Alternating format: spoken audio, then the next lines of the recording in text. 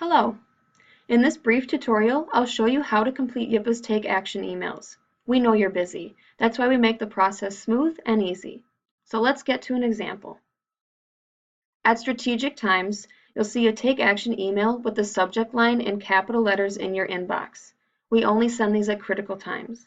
We wouldn't ask you to take action if it wasn't imperative. You'll need to open the email, see the Take Action details, and follow the Take Action Now link to contact your representatives right away. The first step is entering your street and zip code information for where you live. The system automatically selects your representatives, which means it's best practice to use your home address here so that you truly are their constituent. Next, you'll see we've pre-written the email subject and letter for you. You can leave it as is, or you have the freedom to make changes and add a personal touch.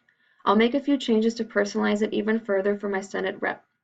Please note that many Take Actions will apply to both the House and Senate, but this example is focusing on the Senate, which is why there's only one email here.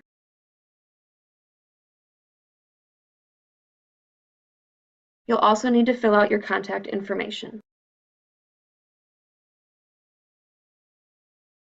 And if you haven't already subscribed to our newsletters, you can do so now to stay connected. Once you have everything filled out, simply click Submit and your emails are on their way. You'll see a confirmation page which indicates your email messages were sent. When you receive responses from your legislators, please forward them to Paul Munier at paul@yipa.org so we can compile and share them with our entire community to keep the momentum going.